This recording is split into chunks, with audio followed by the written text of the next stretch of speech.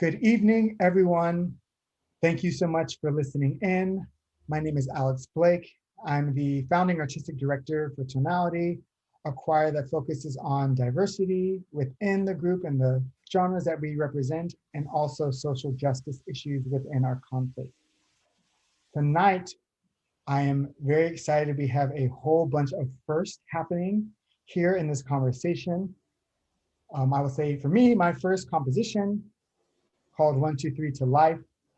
That is about the three strikes law that we'll get into a little bit. But first, I will introduce you to our guest. We have here Danielle Withers, and Greg Fletcher, who are our featured vocalists on this track. And we also have here Kristina and Mike, who are our ASL interpreters and performers, who you will see in the video.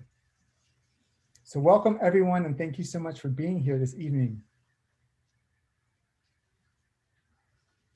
So I'll tell you a little bit about my involvement and then I'll start to ask questions. So we started this project and this piece, 1, 2, 3 to Life, a year ago, maybe a little more than a year ago, when we were getting ready for a concert on justice reform. And there was no piece that I know of, certainly no choral piece that speaks about the three strikes law. And so I thought, Tonality is a group to do that kind of work. And so we were going to get ready to premiere that in our concert. And then 2 days before that concert was to happen, the whole city shut down because of the pandemic. And when we turned our season into a virtual project, we decided to bring this piece again. Interesting fact, the piece was not ready for the concert. I had not finished it. I don't know if you all knew that. Yeah, so we were getting ready for the dress rehearsal and I just thought, I will finish the piece before we show up for a dress rehearsal. And since the dress rehearsal never happened, the piece never got finished until months later. But anyways, this turned into so much more, I think so much more of a powerful project because there was time to really kind of sit and finish it out and then to involve so many beautiful people. So first, I wanted to talk to you because kind of going chronologically, the first part of this piece was involving, of course, Greg, who is a featured soloist many times and a singer within Tonality, and then bringing in Danielle Withers, a good friend and such a talented vocalist, to come speak and sing in this group, so for this project. So I'd like to talk to both of you first about, when you heard the piece, what was your experience recording it? What are your thoughts about why, it's important to be talking about this? And we can start with Danielle. Okay. Hi everyone. Thank you so much again for having me, Alex. I'm always honored to be asked to be a part of any project and certainly any project of meaning. And this is just it's such an incredibly powerful piece, not just in the amazing arrangement of the piece, but also in the subject matter that you chose for the piece. And for me, recording it again, I was very honored to have been asked to be a part of it, but really dissecting what the piece was about. Just anytime we're getting into the nitty gritty and the particulars of how communities of people are so disenfranchised by the system, it's always very emotional. I'm sure for everyone, but certainly for me. And there were moments where I kind of had to gather myself to focus on the task at hand, which was recording the piece. And then, of course, recording it from home within the pandemic was definitely a task in and of itself. But again, I'm super honored to be a part. Really excited for the world to see and to hear this amazing piece of music. Thank you. And Greg. Yeah, as you know, Alex, I'm always honored to take part in anything that Tonality does. I think just our mission and the topics that we discuss, not only through our music, but just in person, are extremely crucial and just help me personally, selfishly. So I feel honored to be a part of this project as well. This was a hard one for me. It honestly was a very hard one for me to I think just connecting to in a state of vulnerability and um, and just finding like a sense of power in presenting it, and without you know, feeling like I'm breaking down. I think a lot has been going on in our world. I was just watching, you know, the George Floyd trial this morning, and um, yeah, it's systemic, and it's hard, and it's been in the light a lot over the past couple of years, which is great. But it also made it very hard for me to yeah, commit to delivering this. I was very thankful that I was able to do so in the comfort and safety of my own home, because it gave me some time to just process things and unpack things for myself as a Black man. But this one hit very heavily for me, and I think in the best ways.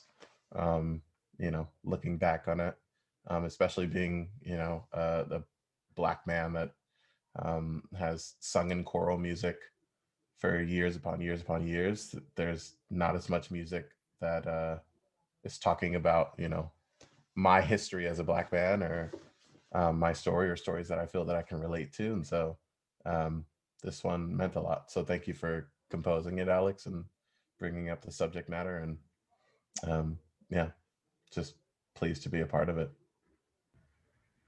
No, thank you both. You know, and really, I did not know. I don't know if the three strikes law is common knowledge, but I didn't know much about it when when we started this concert. I had watched the 13th and had learned and had done some reading, but really learning about what this law is. You know, it varies from state to state, but generally the law is for those who have created or who have committed one or two violent or serious crimes. The third crime can get them sentenced to life without parole. And depending on the state, and there have been changes of the law to say that that third crime must be violent um, as well. But still, the fact that you can get a life sentence based on things that you've done in your past makes no sense. And I was just reading as I right now that depending on the crime, you can get two strikes in the same incident. And when 45% of the people who are being put to jail for life are Black, I mean, it really just goes to show how clear the injustices are and the inequalities are in the system. Something we know already, but specifically in this law, what a damning um, condition it sets on people. Not to mention what an expense it sets on taxpayers for all the things we can go into. We will be posting links and more information about that as we go, because I want to kind of center this around people's involvement and their thoughts about the work. So thank you, Danielle and Greg, for sharing your experience. Again, due to the work that we have been doing, what we've been learning, and the amazing collaboration with ProBono ASL to help us integrate into our community more deaf and hard of hearing participants, I thought this would be an amazing opportunity to really make this video inclusive as well. And so we were honored to bring along with us ASL interpreters and performers, Kristina and Mike. And it was such a, I would say a joy. It's a joy to bring you on, but it was such an intense experience watching your videos.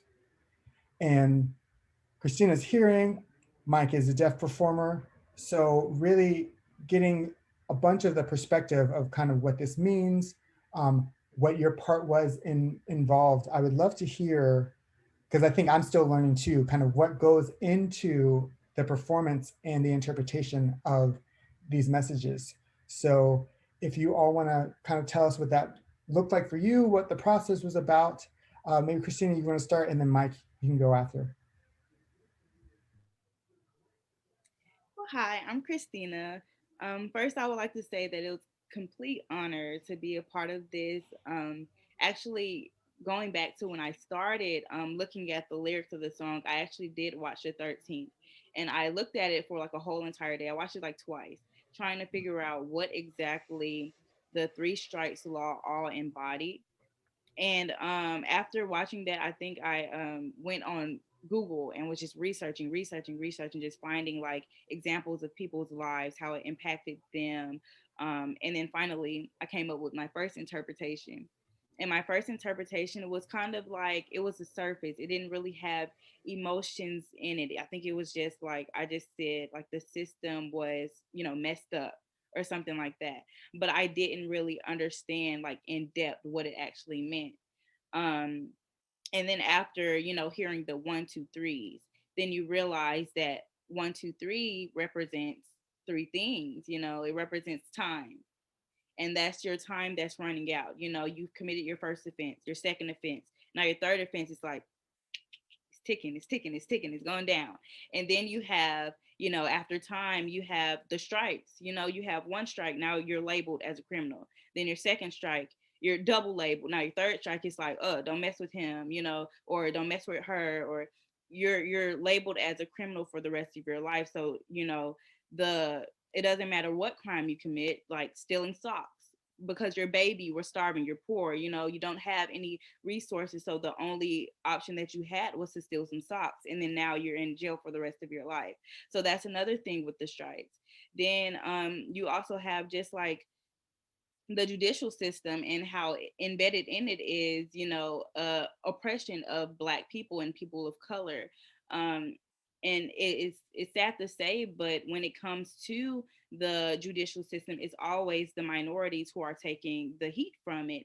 And that is because, of poverty or not having enough resources, and to have to go to these uh, simple crimes just to, provide for yourself. And then that simple crime that was just, it wasn't even ill intent, the stealing socks, or you went to meet up with your friends and you just got into a simple fight, and now you're labeled as a criminal and you're stuck in jail for 25 years to life. So with that, it's always like, inside as a Black woman and even as a Black male, you're like, wow, this is a story that, I've seen multiple times. And my mom has seen it, my grandmom has seen it, my grandparents have seen it, all the way back. History. We've seen this, and it became like a personal thing. Like, wow, like, it's basically seeing your culture in the lives of, everybody on paper. And it's like, wow, this is really how the system is set up. And we can plead all we want. We can ask for our humanity to be, respected. But at the end of the day, the system is already in there. So you have to change the system, really not even change it. You have to rebuild the system in order for it to match us, to benefit us. So that was literally the whole process I went through in interpreting this. And it was really such a eye-opening moment, and actually like a self-realization moment, to honestly like visually see like, wow, this is what my culture is pleading to the world. Even with Black Lives Matter movement, you see protests everywhere, and we are pleading this to the world because we are longing for change. We need change, and it has to happen. So that's me. Thank you. And Mike, we'd love to hear your thoughts and your process as well. Yes, actually, for me, I was a little bit afraid to do this, to be involved with this. Involving music and having the lyrics and having to interpret that into ASL, that's not an easy task. But I knew that this particular subject, was extremely serious. And as a Black deaf male for myself, it was important for me to understand things. Growing up, I live in Compton here in the LA area. And so I felt a very strong connection to this material. And I felt that this was an opportunity for me to, this happens in real life. This is not something that happened a long time ago. This is not history, this is current. And so music being such a powerful medium, I realized that I needed to practice. And even though I can't hear the music, with the continual practice, helping me understand the content and the words, helped me to become more motivated.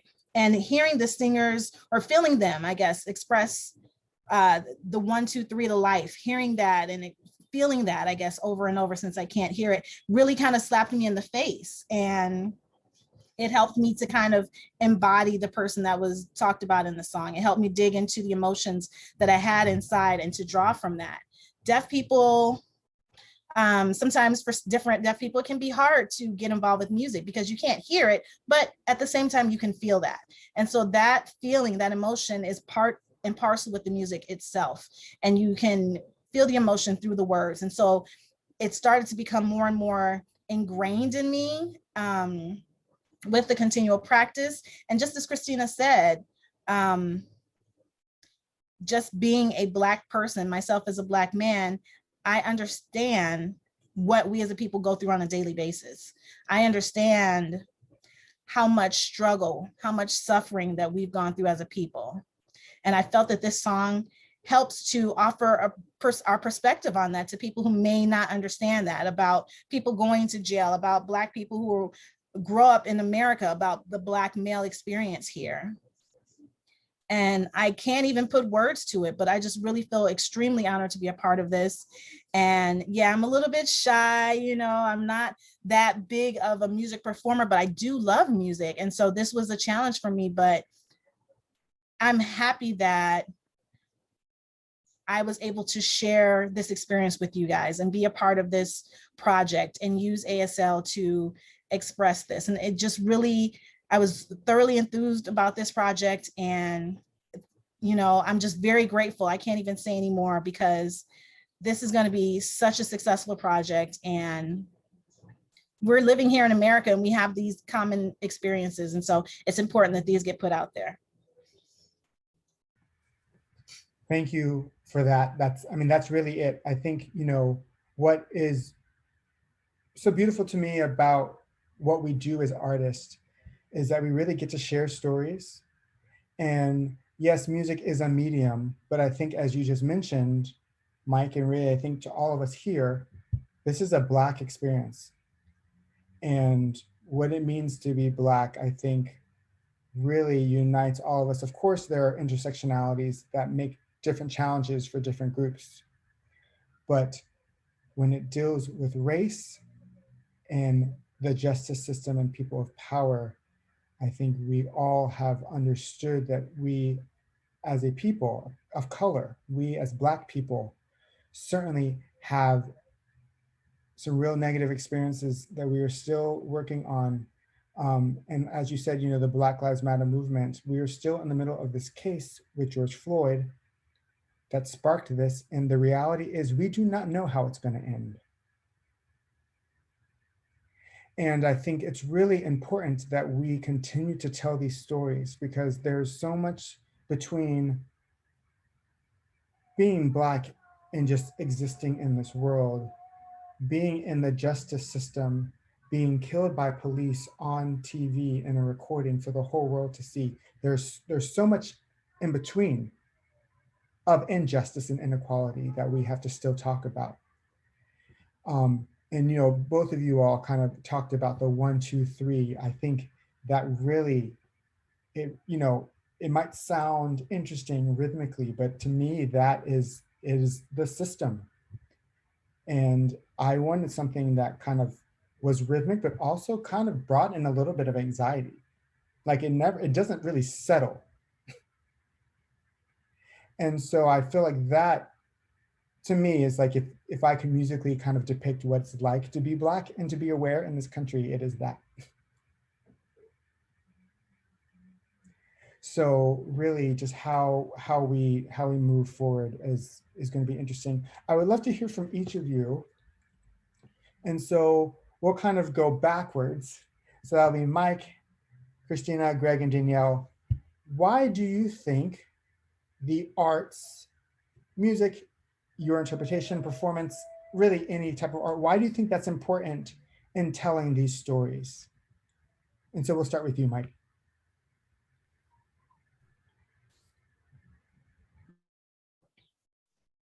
Okay, so I just feel, as far as the reason why, sharing stories is important. That's how you learn about one another, is through sharing of your stories. If we aren't able to share our stories with one another, how will you learn what it means to be in another person's shoes? You won't understand. So we can do that in many different ways. You can do that musically, you can do that in sharing stories or sharing ideas. But it's the key to sharing your stories is just expressing what it means in this instance to be Black in America. What does that feel like to be involved with BLM, Black Lives Matter? What does it mean to lose your life, lose time by being incarcerated? What does that look like? What does that feel like? And the facts remain that ASL is a way to be able to share those stories, because you have Black people who are deaf. And so people who have disabilities, people who have language barriers, they are Black as well. So what does that feel like for them? They're included in this story.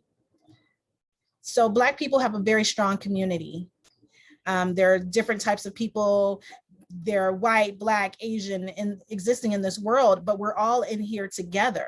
And we need to speak out and express ourselves with that one voice. We need to understand that our voices are powerful, that we can overcome the system, that we can abolish the system based on our power. And so we can resist and we can rise up. And this is how we do that. This is part of that struggle. And so what we're doing here is that we're working hard to change the system. And the way that we're trying to do it in this instance is through music.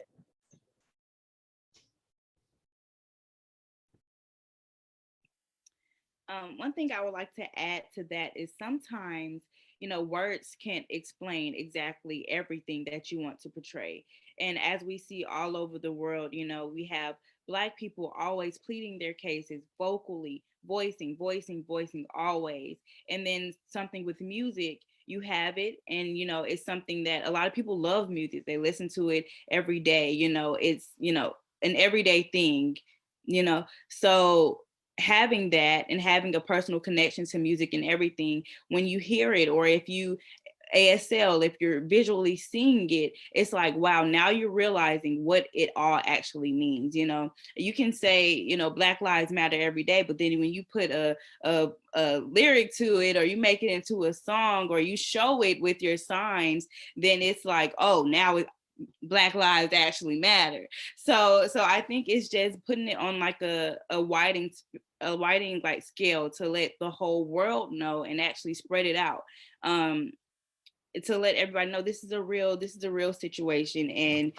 we all, even though this is a Black issue, this is a people of color issue, this this is a world issue, to let them know, everybody can help, everybody can make this, encourage this to change. So that's one thing I would like to add. Yeah, absolutely. I touching on it really is a world issue.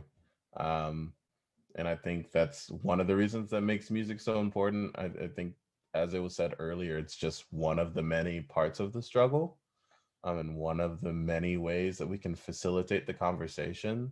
But I mean, in my experience, through our tonality concerts, and just like even in my own personal life, like music has the capacity to break so many different barriers, whether it's a race barrier or political views, or whatever it may be.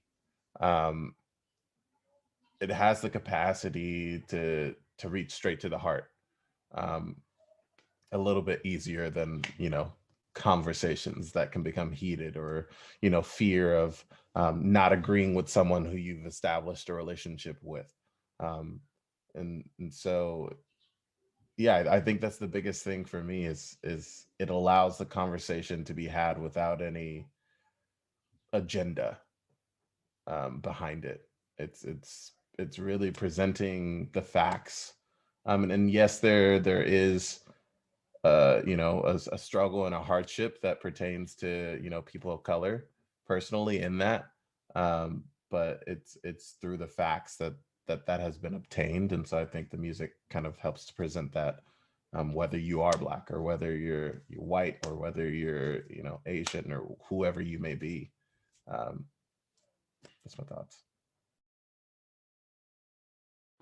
Yeah, I mean, I apologize. There's a plane flying over over my apartment. I live by an airport.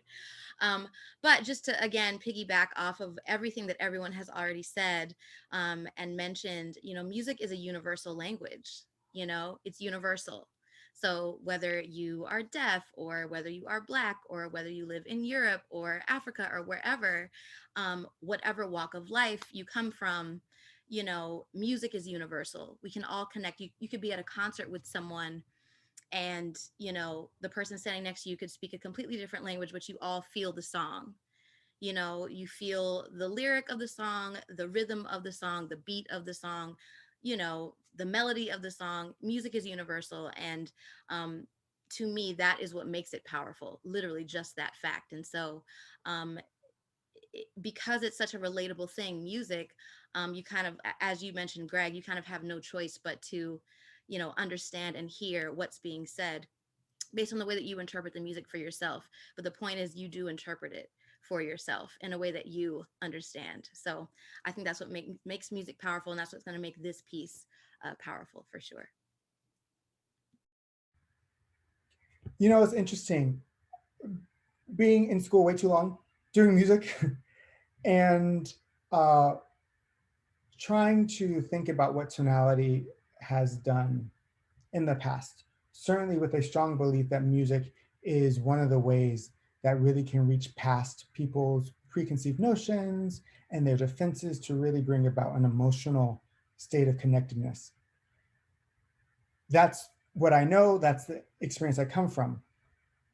And then, really getting to know, again, kind of in another conversation that we've had with some more deaf members of our community about how their experiences might differ from that, based on their experience with music, which is also varied. I just thought, kind of what does this mean for us in terms of musicians? This is a very strong story, but as Mike just mentioned as well, Black is Black. Deaf hearing, hard of hearing. People see you from 100 feet away. They're not looking at your hearing ability. They're not looking at your sexuality. They're not looking at your gender expression. They see brown. And that says a lot more than about who we all are as people. And I think music certainly is a way to talk and to help other people feel what that might be just for a second, maybe just a smidge of what that might be. But, looking at you all perform, Mike and Kristina, it kind of helps me think more than just music, kind of, and I'm thinking singing, especially as we're here vocalists, we use our bodies to portray emotion and experiences and stories. I think that is also what is powerful. And so to watch you all perform this with your body, I was thinking today, if I had to internalize this music and this message in my body, I think I would be enraged. I don't think I could get through without being emotional. To have to act out what this means, I mean, it's enough to listen to it as someone who wasn't singing on it. To use your body to evoke the sound that conveys that emotion, but then to use your body to evoke the actual signing. It takes a lot of us as performers of any art environment to speak about these issues, especially when they are in close proximity to our own experience. I think that type of vulnerability and bravery, no matter what the medium is so impactful. Because I know we're all refined and we do our job as performers, but there's a little bit of us that comes through in telling these stories. And I think that is what people connect to, I think. They see or they hear or they feel someone hurting. And naturally, even if you don't understand why, even if it's been politicized before, you understand that I want to help that person who is hurting. I want to fix that problem. And so I think, again, the barrier of sound when it comes to trying to connect our communities of hearing and non-hearing Black people. We are all needed in this fight. And I felt like I have not known any deaf community, let alone Black deaf members. And how can we fight if we don't communicate? And how can we bring our art together if we don't find ways to collaborate? And so I really hope that this is a new system, I hope. For Tonality, this is a new system where we will begin to break down that barrier. We are all needed, as has been mentioned here. It is a Black situation that we're dealing with, but it's not a Black problem. So this is certainly a world problem, because it's a world that's allowing these systems to perpetuate, and we have to resist them together. And I really feel like the work that you all have done and the work that you all and we will continue to do really will help to kind of bring forward a community, regardless of hearing ability, to find ways and perspectives and stories to start to share these things together. So that is a work. I don't mean to talk a lot. I'm clearly, I would say, more inspired than enraged. I think the work that you all have done is really powerful, and the video will just show all of that. So I just wanted to say thank you for all of your work and the giving of yourselves to speak about something that is not spoken about often. And I would say not spoken about within a choral space. I don't know if there are a lot of performances in ASL around these issues, but I would say this is very new to our environment. So I appreciate you all being pioneers in that regard. I did want to share just a little bit. We will be connecting, thank you. We will be connecting some organizations that you all can get involved in, read more about. We'll continue to post real stories and more information about the law. I think more people need to become informed. I don't think it's just me that was surprised by this law a year ago. So hopefully we can continue. Yeah, I just want to see if there are any last thoughts about kind of the piece and what you hope it will do as we move forward. If there's anyone wants to add anything.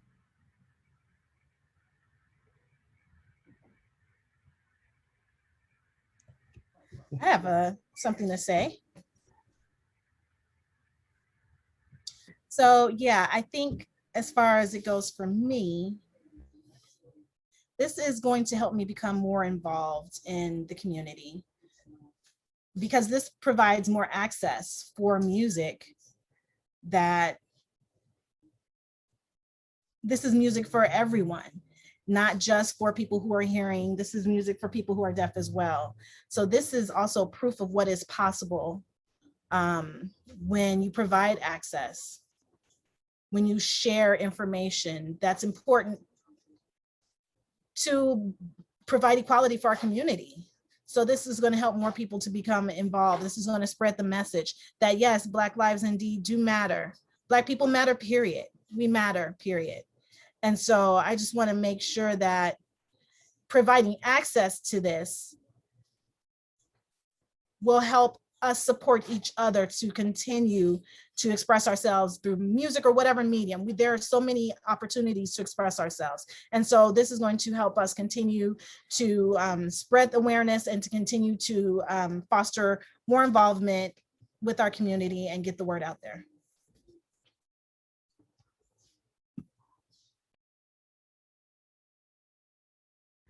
Thank you. Anyone else? That was beautifully said. I think Mike summed it all up pretty good. But I would say I'm very, very happy to be a part of this.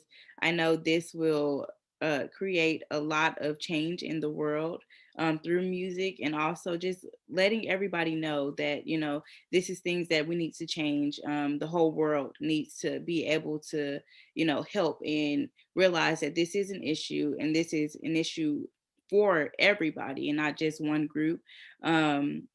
So yeah, I really enjoyed being a part of this, and it also helped me too to research and, you know, do further research and just, you know, experience as a Black person, you know, my personal experiences or seeing this, you know, all over the world. And it changed from just experience to I know what this means, and, you know, knowing every single, like, all the details of how far this can go. It makes you realize, wow, the system is really, you know, messed up, and we all hands on deck to make this change. All hands on deck, quoted, period. Well, thank you all so much again for joining us this evening. As always, thank you, ProBono ASL, for providing accessibility. For our audience, I am looking forward to this video being the first of many of our interactions and collaborations with more communities. Danielle, it is always a joy to hear you sing, and thank you for lending your voice to this project. And Greg, we all know, always a joy to have you involved in every project we do. And it is an honor, I would just say very briefly, for me, this is my first composition. So to have you all be involved and to watch how this all turned out really means a lot, because I think it's a really serious subject that took a lot of attention, and I was a little nervous for this first project to be on something that was so heavy and so important to our community, but I think it was less daunting because you all were involved, and watching you all do what you do well definitely made the piece turn out, I think, more than I could have ever imagined. So I imagine that our communities, all of our communities who get to experience this video and this project and learn more about this law will be better informed to make a change, to realize that this is their fight, and that we can start to work together to really see that the Black Lives Matter movement and what we saw a year ago doesn't have to stop with just sympathy, but really can be connected to action and change. So thank you all for your part in that. And again, we'll be posting links. So if you all want to learn more and you want to be connected to more institutions and organizations that are doing the work to help reformative justice actually be reformative, we'll be posting that in our links to the video. Thank you all again for joining us. My name is Alex Blake. We will be doing more of these conversations, and I hope you all enjoy. And please do comment and like and share and ask questions when you get to see the video. We are looking forward to continuing the conversation. All right, so thank you all very much, and I will look forward to talking with you all very soon again. Have a beautiful evening. Bye, everyone.